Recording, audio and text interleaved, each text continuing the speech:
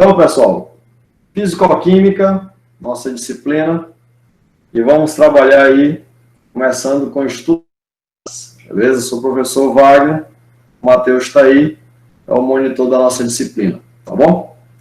Então, aqui nós temos a equação de estado, né, do gás perfeito, tá bom? O que é que tem, assim, de diferente, né? O que é um gás? O que é um gás perfeito? O que é um gás real? Né? Será que existe alguma diferença entre esses dois caras? Né? O que é um gás? Né? Então, por exemplo, será que algum de vocês poderia falar assim, o que tu acha que é um gás? O que é um gás? Do estado gasoso.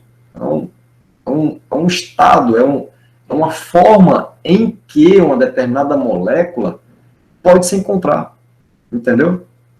E nesse estado, nessa forma em que essa molécula pode se encontrar, nós sabemos que essas moléculas no estado gasoso, quando são gás, elas estão muito mais distantes uma da outra, né? Estão em movimento caótico, constante, aleatório, entendeu? Ou seja, estão com um volume muito mais abundante, entendeu? Possibilidades de se chocarem, né, com maior rapidez, ou seja, você tem velocidade dos gases, né? Um gás, ele pode exercer trabalho, pode, né? Um gás pode exercer trabalho.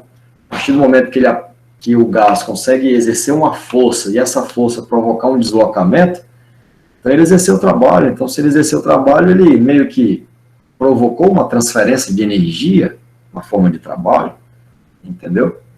Então, assim, o gás, ele é algo, assim, muito presente no nosso cotidiano, né?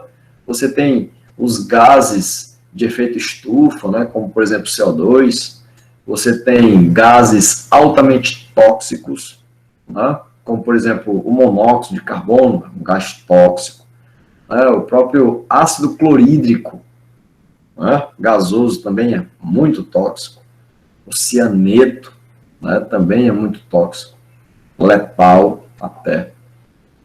E tem vários outros gases que a gente entra em contato que a gente não tem nenhum problema, como, por exemplo, oxigênio, né, nitrogênio, argônio, neônio, os gases aí que, de certa forma, não nos atrapalham em nada, entendeu? Então, querendo ou não, nós estamos sempre em contato com os gases. E é interessante a gente, em algum momento, conseguir entender um pouco desse estado da matéria, que é o estado gasoso. Tá? Lembrando que é a partir do estado gasoso que muitas teorias químicas foram desenvolvidas, entendeu? Fazendo algumas considerações, né? Considerações matemáticas, considerações físicas, entendeu? E assim a coisa foi se processando. Olha, por exemplo, se não fosse o estudo dos gases, nunca teria havido, por exemplo, a questão dos balões, né? Ali pela Europa, um pouquinho ali da região África, Europa ali, Ásia, né? Por exemplo, na Turquia tem muito voo de balão, né? Então, se você não tivesse toda uma tecnologia desenvolvida do gás, sobre o gás, não haveria balão, por exemplo, né? Não haveria, por exemplo, botijão de gás, olha aí que legal. É um gás que está ali liquefeito. E ele está liquefeito por quê? Né? Porque ele está sob alta pressão. Então, existe uma pressão muito grande que provoca uma liquefação, ou seja, as moléculas de gás elas são forçadas a se aproximar a tal ponto que cria-se uma interação líquida. Acaba se tornando líquido. Entendeu? Então, enfim, se não fosse o estudo dos gases, olha, muita coisa talvez não existiriam, entendeu? Então, existe uma uma força, né, digamos assim, da questão do gás ser perfeito. Porque não existe gás perfeito. Né? O gás, ele é real. O gás nitrogênio, o gás oxigênio, entendeu? Agora, quando a gente fala de gás perfeito, nós estamos levando ele a uma condição ideal de perfeição, entendeu? Então, quando você tem uma pressão praticamente zero, entendeu? E para você chegar a uma pressão praticamente zero, isso é muito difícil, entendeu? Mas quando a pressão se aproxima mais de zero, significa dizer que o gás está se tornando mais perfeito, condições mais ideais, entendeu? E nessas condições ideais, a gente não considera, por exemplo, que um gás ele enxerga um outro gás, que uma molécula ela enxerga uma outra molécula, entendeu? É como se fosse bolinhas que estão em movimento, mas elas não percebem a presença da outra. Elas não sentem atração e nem repulsão. Então, isso são condições ideais. Né? Condições ideais é não considerar nem atração e nem repulsão. Entendeu? Mas nós sabemos que não é assim. Os gases, eles percebem, sim, a presença do outro. E, nesse caso, existe, sim, uma atração, existe, sim, uma repulsão. E, obviamente, né, quanto mais distante dessa pressão próximo de zero, mais esse gás se torna real, ou seja, desobedecendo, digamos assim, da lei ideal, né, a lei proposta lá por Clapeyron, né, a lei dos gases ideais, entendeu? Do gás perfeito, tá? E nós sabemos que houve várias contribuições para se chegar a essa lei. A lei que nós temos aqui é essa, ó. Pressão, né? Pressão vezes volume é igual a quê? Número de mols vezes a constante dos gases vezes a temperatura. Tá bom? Então, aqui você tem pressão, volume, tá? Então, aqui nós temos pressão, nós temos volume, ok? Nós temos número de mol, nós temos aqui a constante dos gases, ok? E nós temos aqui temperatura. Temperatura. Essa temperatura, a unidade de medida da temperatura vai depender da constante. Tá? No geral, a temperatura é Kelvin. Tá? Então, no geral, a unidade, né? A unidade é Kelvin. Beleza? É Kelvin. Tá? E você já sabe, né? Como é que transforma, por exemplo, graus Celsius para Kelvin, né? Então, a temperatura em Kelvin é igual a temperatura... Opa, deixa eu só voltar aqui. É igual a temperatura em graus Celsius mais 273,15. Tá bom? Então, se você não lembrava, está aqui. Então, se você quer transformar a temperatura para Kelvin e ela está em graus Celsius, a única coisa que você precisa é somar com 273,15. Pronto, essa sua temperatura já virou Kelvin. Beleza? Número de mols. Professor, número de mols. Como é que é esse negócio mesmo, professor? Número de mols. Lembre-se, lá de soluções, esse número de mols, ele vem do quê, professor? Da massa, dividido pela massa molecular ou massa atômica. Não é massa molecular ou massa atômica, tá? Molecular, porque se for uma molécula, atômica, se for um elemento, beleza? Então, essa massa é normalmente a quantidade que se fez uso, certo? E essa massa molecular ou atômica, ela vem dos dados de massa, lá da tabela periódica, São as massas lá elementares, né? Ok? Fazendo essa razão, essa divisão aqui, você tem um número de mols. Tá bom? Volume. Aí você já sabe o que é volume. Volume, normalmente, ele é dado em litros, tá? E a pressão, aí, normalmente, é ATM. Mas a pressão, ela pode ter várias unidades, né? Você sabe que tem ATM, tem bar, tem milímetro de mercúrio, tem Tor, né, de Torricelli, tem psi, né? Então, são várias as unidades.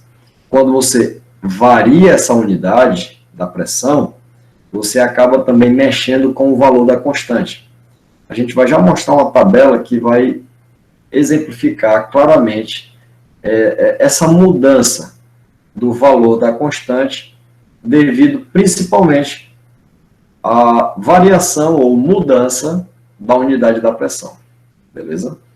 Então, de uma maneira geral, a lei dos gases ideais é essa, certo? Mas nós sabemos que essa lei ela é derivada de várias outras pequenas leis. Tem a lei de Boyle, entendeu? Tem um princípio de Avogadro. Então, esses três aí, ó, lei de Boyle, Charles Gay-Lussac e o princípio de Avogadro, né, Medeu Avogadro, são juntos, gera exatamente a lei dos gases ideais. Beleza? Então, se, por exemplo, eu quero calcular somente a pressão, se o volume está multiplicando a pressão, então ele vai para o outro lado dividindo. Então, aqui você tem, né, uma forma de calcular a pressão de um determinado gás, entendeu? Então, por exemplo, se eu quero saber a pressão de um gás J, eu preciso de quê? Do número de mols desse gás, multiplicando o quê? A constante, temperatura e o volume, onde esse gás se encontra. Entendeu? Professor, então, olha, se eu quiser encontrar a pressão parcial de um gás, eu posso usar, então, essa equação?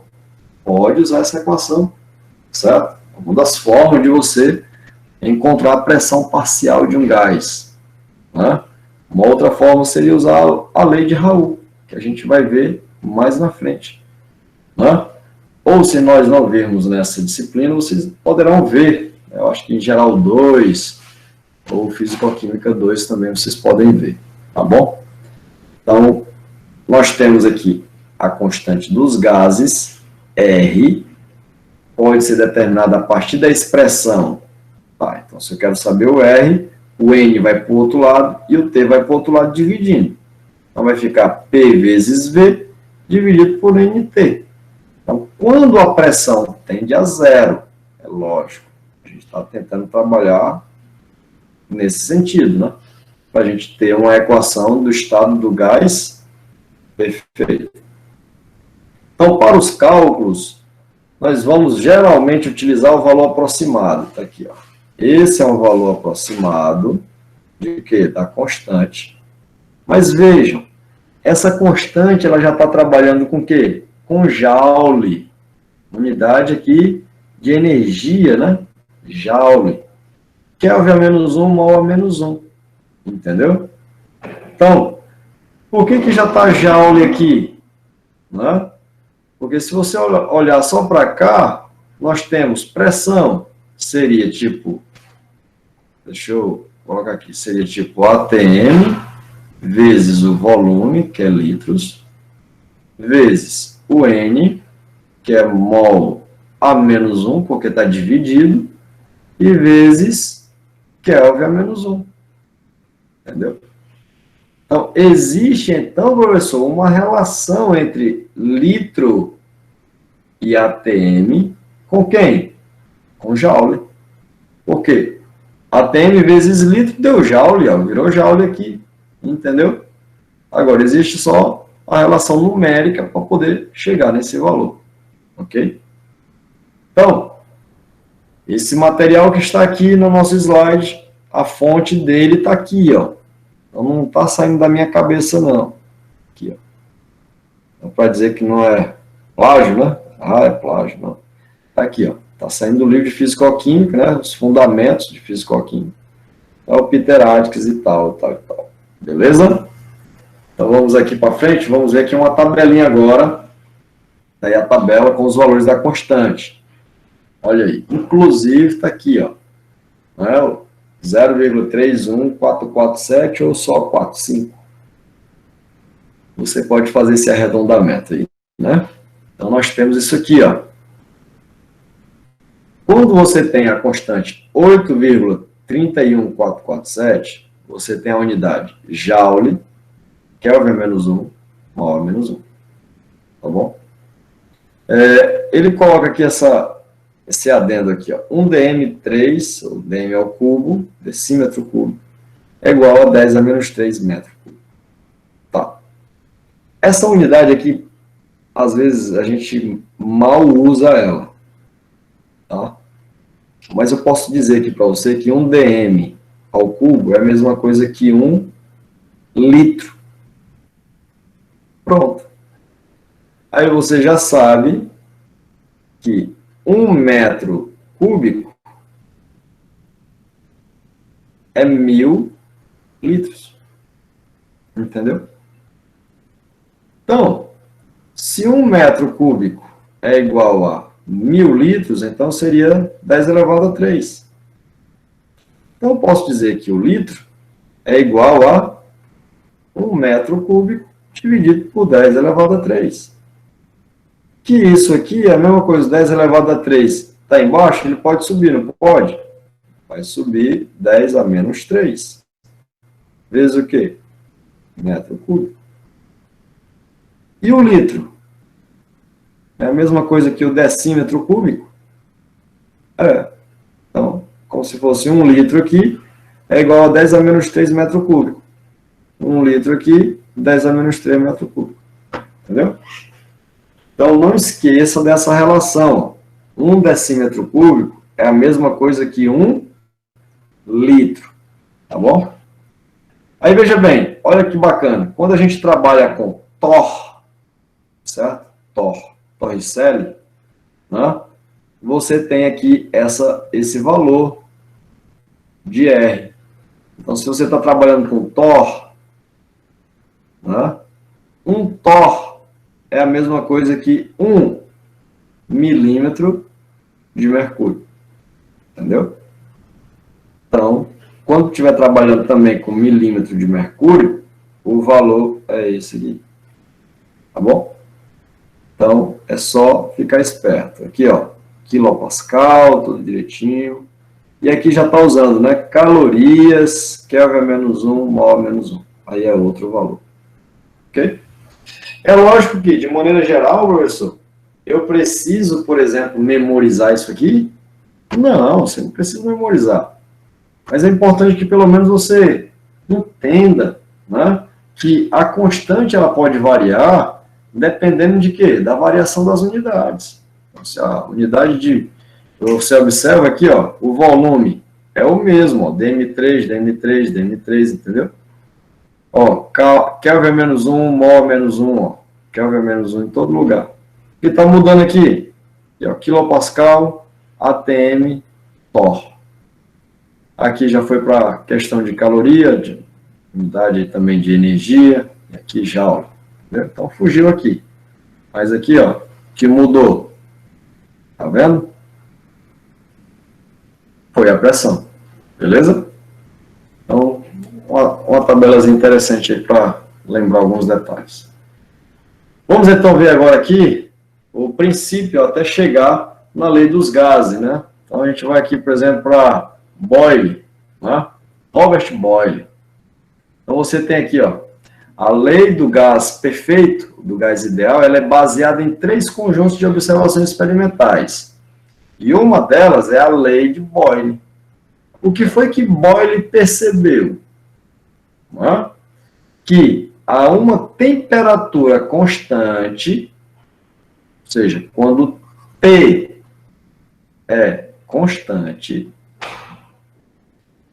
a pressão de determinada quantidade de gás, ela é inversamente proporcional ao seu volume. Ou seja, o que é que isso quer dizer, professor? Quer dizer que quando eu aumento a pressão, o volume o quê? Diminui. Entendeu? Então, como que eu poderia ver isso na prática, professor? Pega, por exemplo, uma seringa. Né? Uma seringa, quando você aperta lá o fundo dela, o êmbolozinho, você aperta, o que acontece com o volume de ar dentro da seringa? Ele aumenta ou ele diminui? Diminui. Então, quando você aperta, significa dizer que você está dando pressão. Você está aumentando a pressão interna, devido a uma pressão externa que está sendo aplicada. Entendeu? Então, você aplicou ali a pressão, o volume, o que vai acontecer? Diminui. Entendeu? E isso você pode ver matematicamente. Né? A gente não tem que a relação é PV igual a nRT, por exemplo. Então, se você diz que isso aqui é 1, isso aqui é 1, isso aqui é 1, tá? Se você disser que a pressão é 1, o volume vai ser quanto? Vai ser 1, certo? Ok? Mas se você disser que a pressão é 2, entendeu? Então, ó, para pressão igual a 1, esse volume aqui vai ser quanto? 1 vezes 1 vezes 1 dividido por 1. Deu quanto? Deu 1. Então, o volume também é 1. Mas e se a pressão fosse 2? Então, volume é 1 vezes 1 vezes 1, só que agora a pressão é 2. Então, 2 que está multiplicando passa dividindo. Olha aí. Foi para quanto? 0,5. Entendeu? 0,5. E se porventura a pressão diminuísse? Diminuísse aí para 0,5. Né? Para 0,5. Então, eu teria volume igual a 1 dividido por 0,5. Beleza? Então, como é que a gente faz? Multiplica em cima por 10, multiplica embaixo por 10. Vai dar quanto? Vai dar 10. E aqui, ó, 0,5 vezes 10 deu quanto? Deu 5. 10 dividido por 5 deu quanto? Deu 2. Olha aí. Então, quando a pressão é 0,5, o volume é quanto? 2. Então, você observa que de 1 para 0,5, a pressão caiu a metade. Certo? E o que acontece com o volume? Dobrou. Ok? De 1, quando a pressão vai de 1 para 2, a pressão dobrou. Entendeu? E aí, o que aconteceu com o volume? Caiu a metade. Então, você poderia muito bem fazer um gráfico. Considerando pressão 1, volume 1.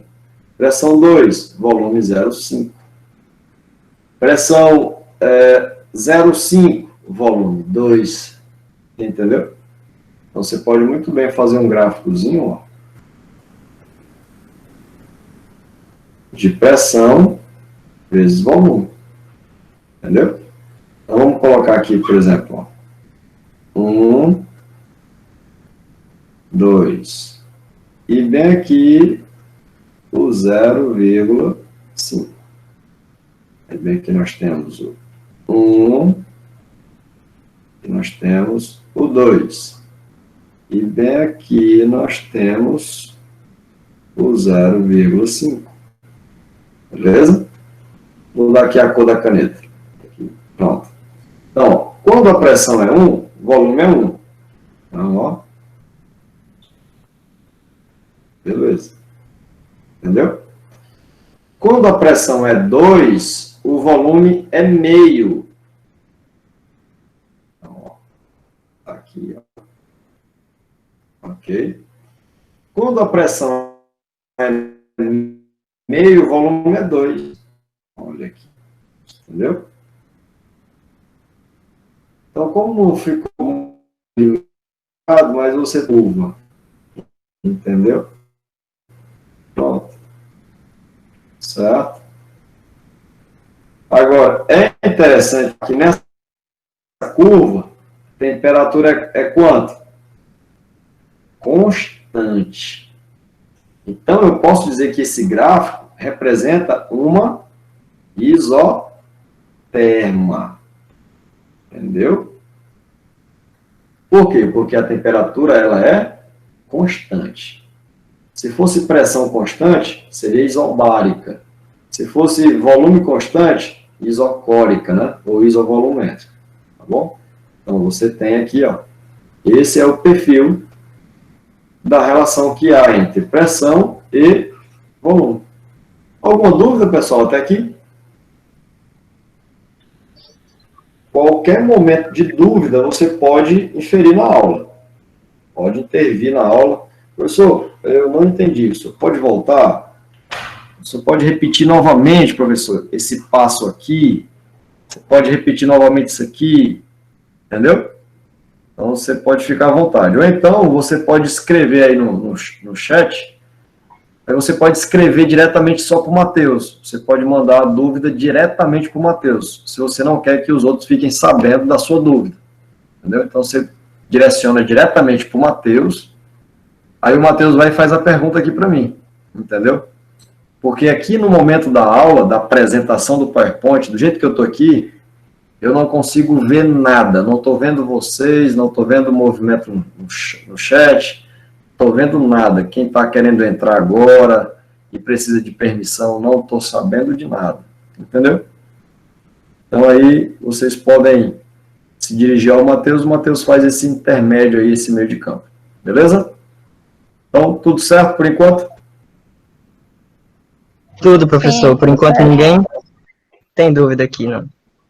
Perfeito, muito bem. Então significa dizer que a aula está boa, o assunto está maravilhoso, né? Espera-se.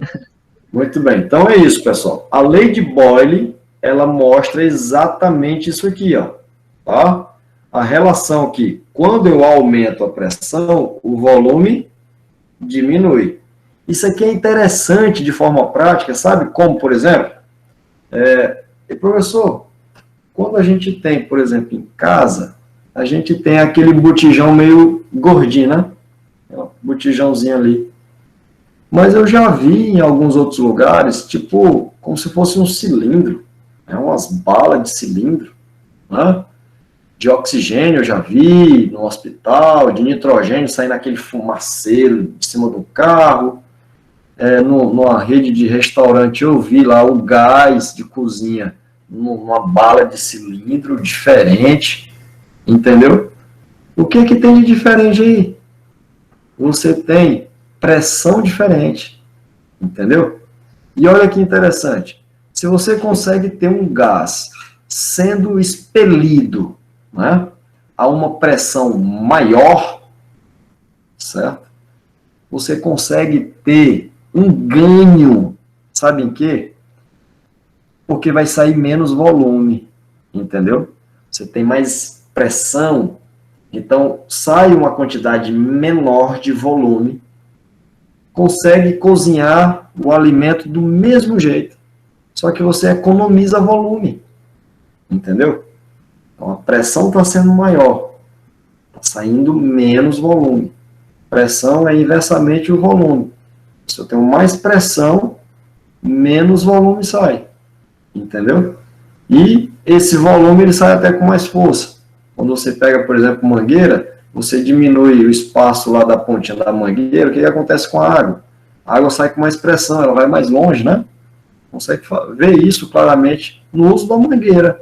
Quando você está limpando ali a cozinha, a sala, lavando a casa, a garagem, o carro, não é assim? Por que você, por exemplo, compra aqueles motorzinhos, aquelas bombas, né, de lavar carro? Ali você consegue jogar. Essa relação pressão-volume está no nosso cotidiano direto aí, né, no nosso dia a dia. Beleza? Próximo slide aqui, nós temos o gráfico mostrando exatamente isso aí. Ó, tá? Um gráficozinho bonitinho, né, bem melhor. E aqui você observa uma descida aqui, né? Então, aumenta a pressão. Quando você aumenta a pressão, você acaba diminuindo o volume. entendeu? Então, você vai diminuindo a pressão, o volume vai aumentando. E então, você tem isso aqui, ó. Deixa eu botar de outra cor, que aí facilita ali para ver. Tudo azul.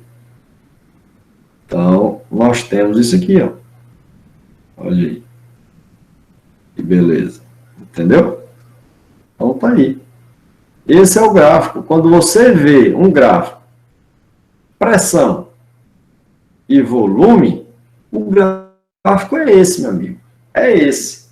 Não vá achar que o gráfico vai ser esse assim, né? Não vá achar que o gráfico é assim, entendeu? Não vá achar que o gráfico é assim, entendeu? Não, o gráfico não é esse, não é esse, nem é esse. O gráfico é esse, entendeu? Por quê? Porque às vezes cai questão de concurso, você pode fazer uma prova do Instituto Federal, né, ou uma prova, sei lá, da SEDUC, e aí eles podem lhe cobrar isso. Qual é o gráfico que representa corretamente a relação, a interação entre pressão e volume? O gráfico é esse, cara. É esse aqui, ó. Entendeu? É esse. E vai aparecer várias alternativas lá. Entendeu?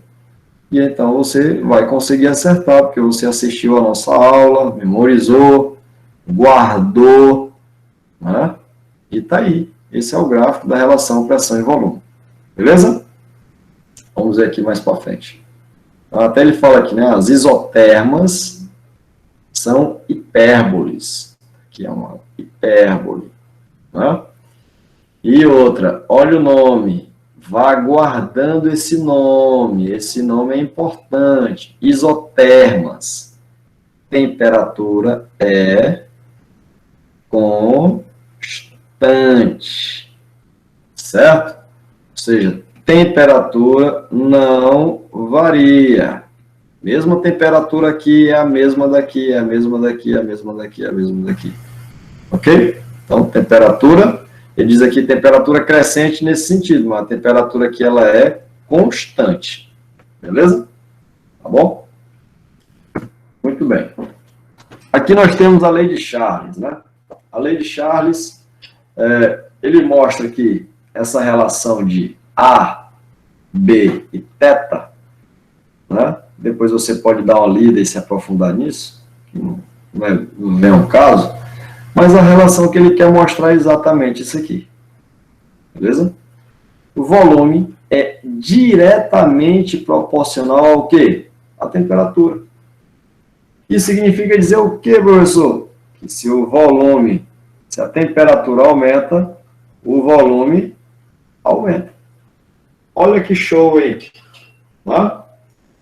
Se você lembrar, quando você aumenta a temperatura, o que acontece com as moléculas? Elas se espalham mais. Então, quando elas se espalham mais, o que acontece? O volume aumenta. Entendeu? Essa foi uma grande sacada para a tecnologia de balões. Eles subiam o balão e o balão caía. Não conseguia se manter no ar. E quando eles entenderam que havia essa relação volume com temperatura, eles colocaram então aquele vapor, né? Vocês viram? Aquele vapor lá, é fogo mesmo, às vezes sai a chama lá, né? No balão. Aquela chama faz com que aquele ar que está no balão se espalhe mais. E então o balão continua cheio. Se for no sentido de subir mais ainda, injeta mais ar quente para ele subir. Ou, para ele baixar, diminui a questão da temperatura. Entendeu? Então, essa é a jogada. Certo? Então, isso é importantíssimo. Você tem esse conhecimento de que, ao aumentar a temperatura, você também está aumentando o volume. Beleza? Então, no balão você vê isso claramente. Tá? Uma outra situação do dia a dia que a gente poderia perceber isso. Tá? A gente pode pensar aqui, não é tão bem a questão de um gás, mas a gente pode pensar, por exemplo, quando você está dormindo, tá bom? Então, quando você está dormindo na sua caminha, ou quem sabe lá na sua rede, né? E de repente a energia falta. E aí o ar-condicionado zerou, né? E aí começa a esquentar. Quando começa a esquentar, o que é que acontece com você? Você começa a se mexer, você começa a se espalhar pela cama, entendeu? Ou pela rede. Ou seja, o volume começa a aumentar. Você consegue ocupar um espaço maior. Você está procurando o quê? Ventilação, entendeu? Você está procurando frio, certo? Então você estava na cama de um lado, esquentou, agora você vai se mexer para o outro lado da cama. Ainda está frio, entendeu? Não é assim? É assim que acontece, entendeu? Agora, se a temperatura baixa, o que acontece com o volume? O volume também baixa. O que acontece quando começa a ficar muito frio e você só tem um lençolzinho? Você começa a se comprimir na cama, você começa a diminuir, você começa a querer usar menos volume da cama possível. Você começa a ir para aquela situação da posição fetal, né? Ficando pequenininho e tentando se unir, se juntar, para que então você consiga manter uma temperatura agradável, que você consiga dormir. Não é assim que acontece? Então você tem uma situação, né, do dia a dia. Quando a temperatura aumenta, você se movimenta mais pela casa, você usa mais o volume. Quando esfria, todo mundo fica quietinho, no quarto, no sofá, entendeu? Então, uma situaçãozinha do dia a dia, não é bem um gás, mas tem a ver com a situação aí do momento. Beleza? Então, nós já Professor, me permita, pode me permita só dar um exemplo aqui. Eu acredito que todo mundo esteja me escutando bem aí. Pronto, diga lá.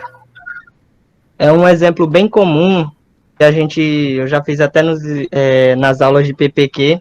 A gente pega um balão, a gente enche ele, aí submerge ele fechado, né, boca fechada, em água gelada. Ele vai murchar. Ele murcha na hora, tem tudo a ver com a ideia que o senhor comentou, né? Porque, no caso, como a temperatura diminuiu, né, vai ter uma baixa energia cinética, e então o que vai acontecer? Exato. O balão vai murchar. Se a gente fizer a mesma coisa e já colocar ele na água fervente, esse balão ele vai aumentar, porque a gente tem um ganho de energia cinética, as partículas elas vão se colidir mais com a superfície do balão e ele vai inflar. Eu acho bem interessante esse exemplo também. Show de bola. Olha aí. Será que alguém poderia fazer esse experimentozinho em casa e na outra aula trazer um videozinho para nós, hein? A pessoa? Valendo o ponto, hein? Bora ver quem que vai fazer esse videozinho aí, né, Matheus? É. Balão todo mundo tem em casa, né? Não é possível. Aí. Né? Todo mundo tem um balão em casa. Claro, inclusive tá tendo um aniversário aqui hoje. Eu vou já usar os balões para fazer o vídeo. Olha aí. Que legal, entendeu? E aí é o seguinte, quem mandar primeiro o vídeo aí no grupo do WhatsApp já vai ganhar um pontinho para nós, entendeu? Muito bem. Então é isso aí, foi bom, Matheus. Realmente, então quando você percebe que a temperatura aumentou, é lógico que as moléculas vão se movimentar mais, né? Tem mais energia disponível para se movimentar.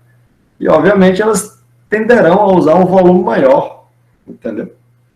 E como elas são gasosas, então elas têm essa liberdade de se espalhar mais facilmente. Diferentemente de um líquido e muito diferentemente de um sólido. Tá? Então é isso aí. Vamos ver agora aqui. Já vimos o primeiro, que foi a lei de Boyle, agora a lei de Charles. Aqui também teve contribuição de Guy-Luzek, né? Uma relação também pressão-temperatura. Eles conseguem fazer também isso aí.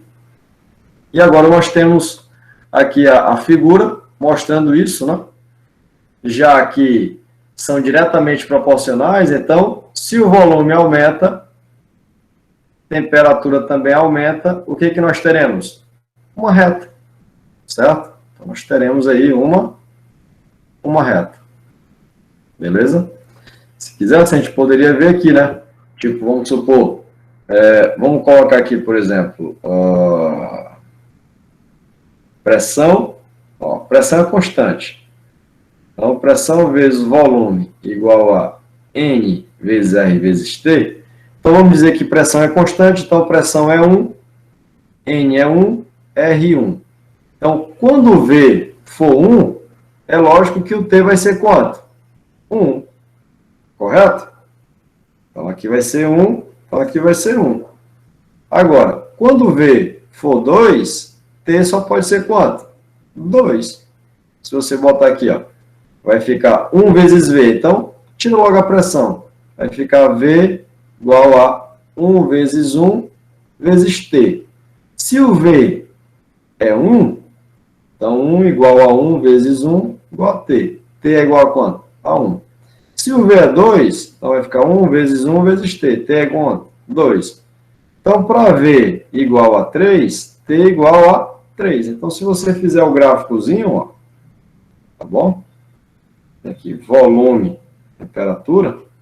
Então, se você coloca aqui, ó, 1, 2, 3, 1, 2, 3. Então, deixa eu mudar aqui a cor. Você tem, quando o volume 1, a temperatura é 1. Quando o volume é 2, a temperatura é 2. E quando o volume é 3, a temperatura é 3. Então, se você observar, você tem o quê? Uma reta. Entendeu? Então, aqui você tem uma reta, levando em conta que a pressão é constante. Beleza? Então, quando você tem volume versus temperatura, o gráfico é esse. E se a pressão é constante, então você tem o quê? Uma isobárica. Beleza?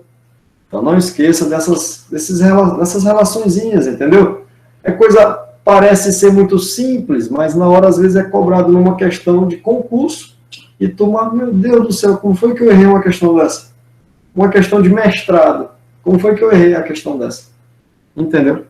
Não lembrei, sei lá, não consegui criar essa relação aqui, não consegui enxergar isso, não consegui fazer o gráfico, perdi uma questão de bobagem, entendeu?